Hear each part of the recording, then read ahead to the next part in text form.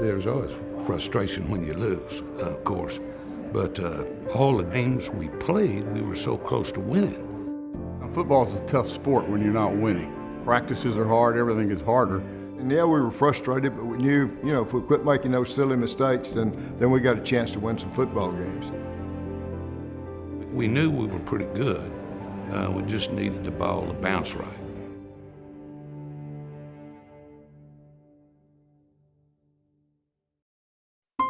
The 1967 Texas A&M Aggies started the season 0-4. Head coach Gene Stallings often asked this team to make something happen. In Lubbock on October 14th, trailing Texas Tech 24-21, with under a minute left, the Aggies had to do just that, or they'd slip to 0-5. A year with promise was on the brink of being lost. At the Tech 43 and time ticking away, A&M faced 4th and long, and looked for long. It depends on if it's Ed's version or it's my version. Ed's version said he threw it in a perfect hole. There wasn't anybody there. Who else could catch it? So my version, there was quite a few of us back there. They were in a prevent defense, but he threw it up in a hole, and we all went up, and it just I came down with it. In this scene, Hargett and Long miraculously penetrate Tech's coverage to the 15. It was Bob made a great catch. Now, I did throw it where he could catch it, but he just went up amongst all those guys and took the ball and brought it down. And it was just a great catch, great play. The next snap was the last of the game, but due to Hargett's good vision, not as dire as it may seem. I saw their defensive end jump, and I happened to be looking at that time at the referee on that side.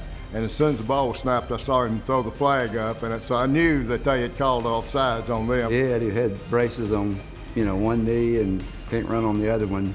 The last thing we thought of, and probably Texas Tech thought of, would be him running in for a touchdown. So I knew we had another play.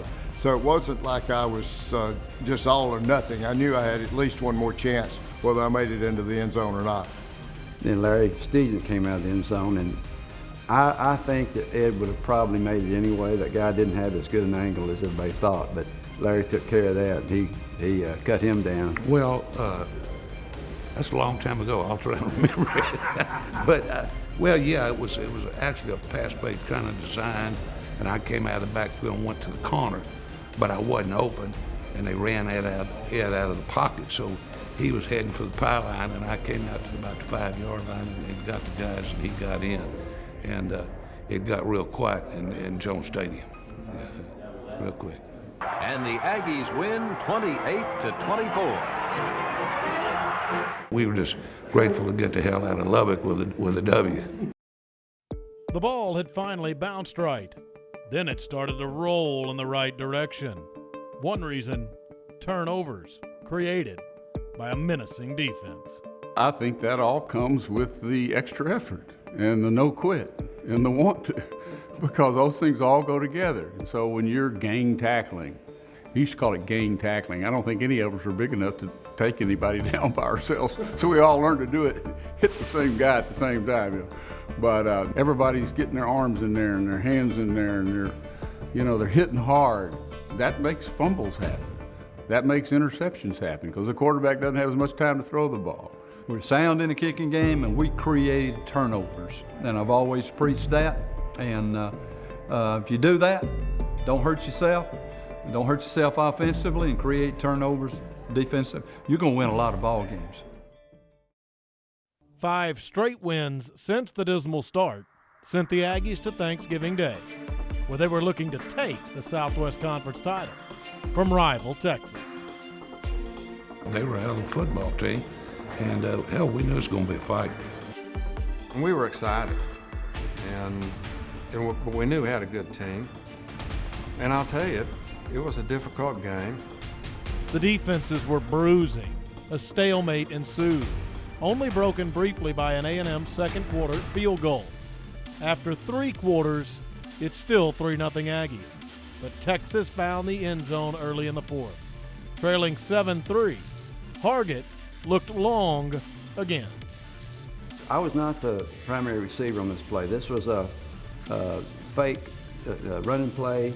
I clear out, and Tommy Buckman, the tight end, comes behind me on a drag pattern. You know, I'm supposed to take the safety and the cornerback out. They really weren't biting. I told Ed in the huddle, I said, they're not covering me. I'm watching, watch for me.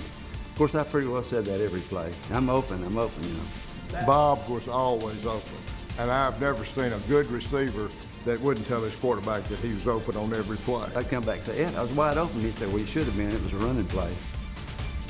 But yeah, he had said that early on, said that guy's biting. We'd run that play a couple of times before and throwing it to the tight end, dragging it across. And he said he's trying to sneak up on and take the tight end away. And so that play I specifically looked, and when I turned around and looked, that safety Bob was way behind me. I ran a flag pattern, and he threw it right in there perfectly. 10-7 Aggies. The defense then had to hang on. We just knew that we couldn't make any mistakes. And they just kept coming at you. You know, they always had a big, strong line. They could run it. Yes, it was tense. You're just almost praying every play. Lord, don't let them fool us. Don't let them get the long pass. Don't let them. We were just that alert. It's tense, and of course I can't do anything about it. I wasn't playing defense, but I knew we had some studs on defense. So we knew damn well before the game started it was going to be 3-0, 7-3, or 7-6, or something along those lines. Turnovers, create them. Get excited about giving the offense good field position. Billy Hobbs' interception did just that, but A&M didn't cash in. The Longhorns then marched once more, but this time the defense made something happen again. Buster Adamy's interception stopped the Horns with little time left. Texas got it back one more time, but turned it over on downs, and the turnaround was complete. From 0-4 to on top, the Aggies were Southwest Conference champions.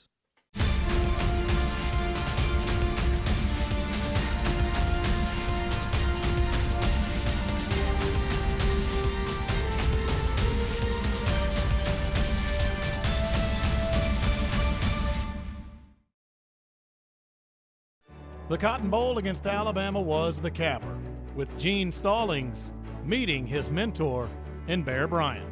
Coach Stallings kept us together, said we got one more to go before people are going to think you're real. The Aggies won 20-16.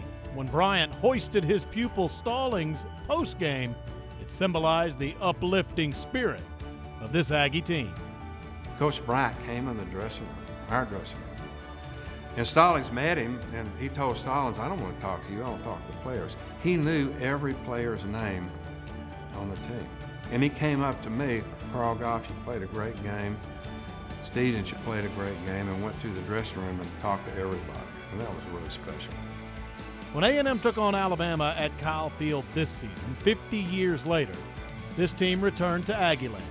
Stallings, who'd suffered a heart attack earlier in the week, was in attendance. The reunion offered a chance to reflect. It's easy for a season to get away from you, and ours could have easily gotten away. But keep trying as hard as you can, and something good will happen, and finally it did. I was real fortunate to be with a Super Bowl team, and but that pales into insignificance almost compared to this group and what we did and what we accomplished. We did it, when nobody thought we could.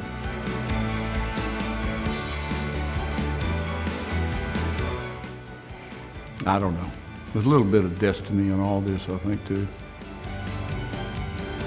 I think that God smiled on A&M that year.